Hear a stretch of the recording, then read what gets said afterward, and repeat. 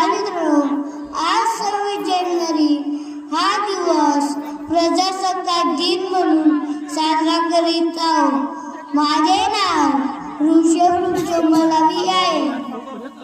मी इथं दिन आपल्यासाठी एक राष्ट्रीय सण आहे.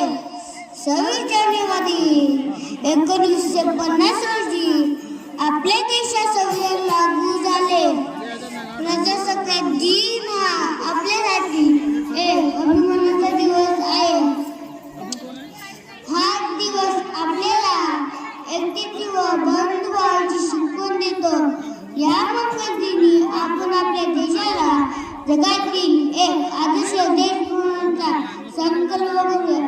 एवढे शब्द बोलून मी इथेच माझे 2 शब्द पूर्ण करताय. जय हिंद, जय भारत. धन्यवाद. नमस्कार मित्रांनो, माझे पूर्ण नाव स्वरा मोहम्मद आहे. मी इयत्ता पहिली शिकत आहे. माननीय व्यासपीठ माझे गुरुजनीचे वंदन करून उपस्थित पाहुणे मंडळी आहे व माझ्या देशबांधवांनो, मित्रमैत्रिणींनो, आज 26 जानेवारी म्हणजे भारताचा प्रजासत्ताक दिन.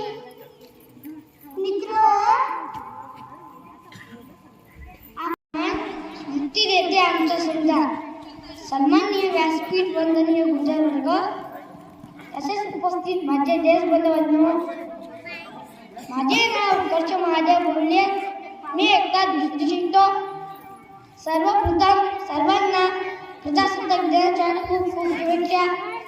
मित्र, आज 26 जानेवारी हा दिवस प्रजासत्ताक दिन म्हणून मोठ्या उत्साहाने साजरा करत आहोत. हा दिवस आपल्या देशाचा सुवर्ण दिन आहे. 15 ऑगस्ट 1947 रोजी आपला भारत देश इंग्रजांच्या गुलामगिरीतून मुक्त झाला.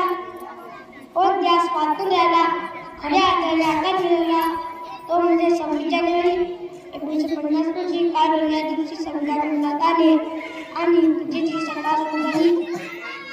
संविधान हे जगातील सर्व मोठे लिखित संविधान आहेत. संविधान दिनासाठी 2 वर्ष 11 महिने व 18 दिवस लागले.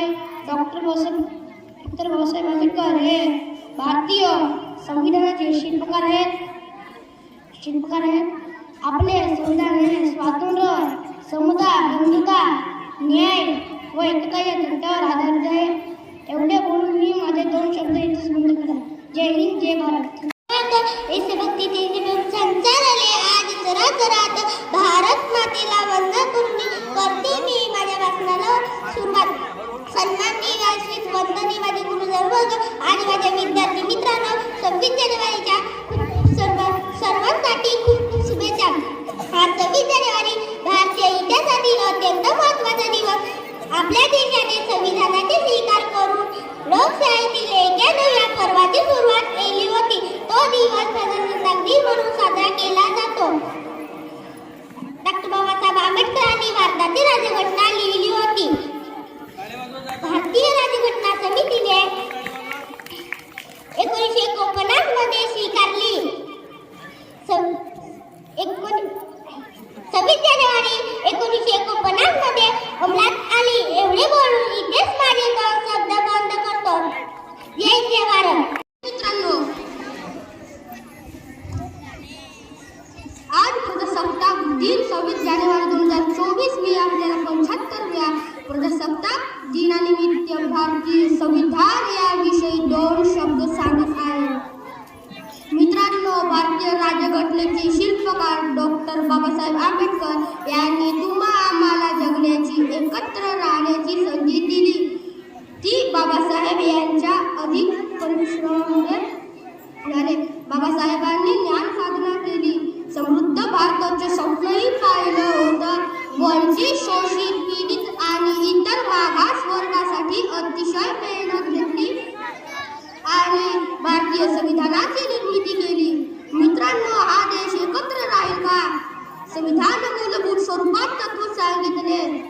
संविधानाने आपल्याला सर्वांना मतदानाचा अधिकार करून बॅलेट पेपरचा उपयोग करण्यासाठी दिला. सामाजिक, शैक्षणिक न्याय आणि आर्थिक मुक्ती दिली. हिंदू कोडपीर देशातील सर्वोच्च जाती धर्मातील स्त्रियांना वारसा हक्क मिळावा यासाठी खूप प्रयत्न केले, परंतु राज्यकर्त्यांनी हिंदू कोडपीर लागू केले नाही. शेवटी बाबासाहेबांना यांना आपला कायदामंत्री पदाचा राजीनामा द्यावा लागला. बाबासाहेब दूरदृष्टीचे नेते होते, आम्ही त्यांना समजू शकलो नाही.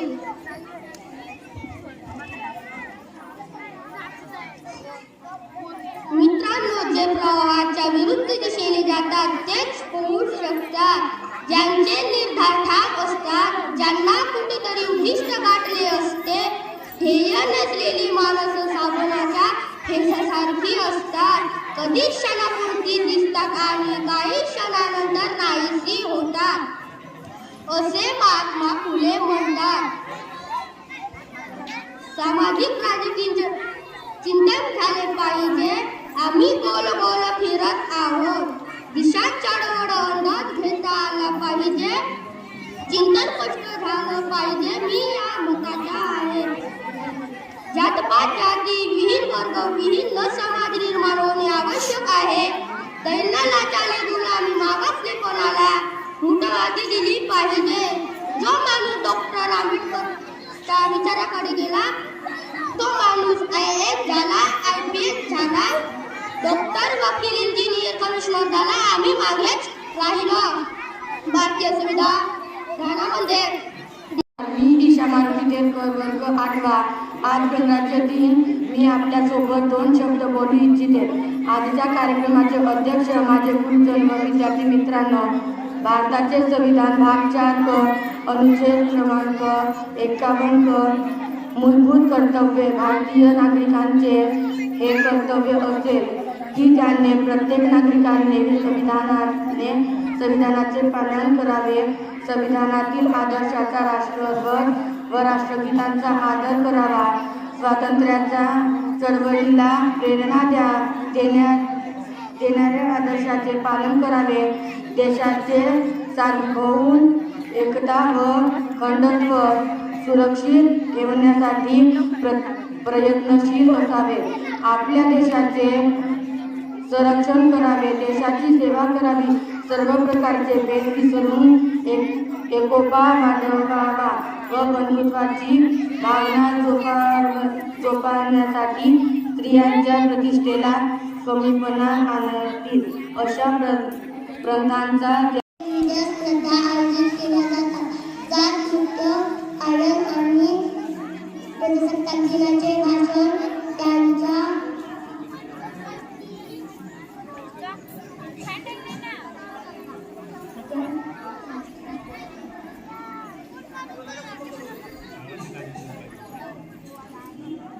तसेच नागरिकांनी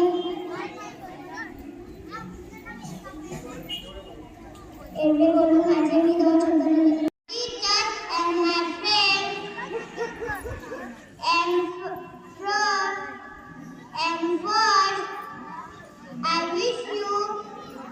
Republic Day of India, counting to 75.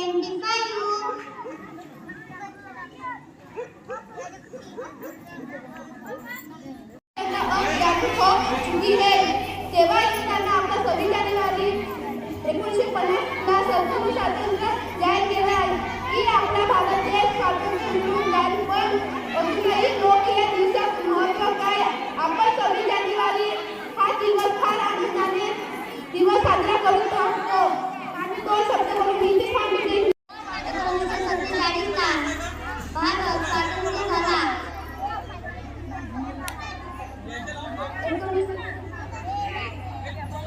25 जानेवारी 1950 ला भारत प्रजासत्ताक दिन झाला. लोकांनी लोकांसाठी लोककलेचा चालक राज्य म्हणजे लोकशाही होय. मित्रांनो, भारताची लोकशाही ही जगातील सर्वात मोठी लोकशाही आहे. आपण सर्वजण आपल्याला लोकशाहीचा संविधान आणि तिरंगी झेंड्याचा मान राखूया अशी आज प्रतिज्ञा करतो. शेवटी तिरंगी झेंड्याचा मान करतो.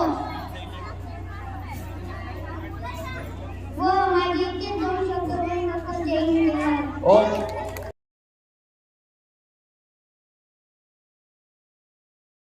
सदस्यगण, आमच्या शाळा व्यवस्थापन समितीचे अध्यक्ष, त्यांचे सर्व सहकारी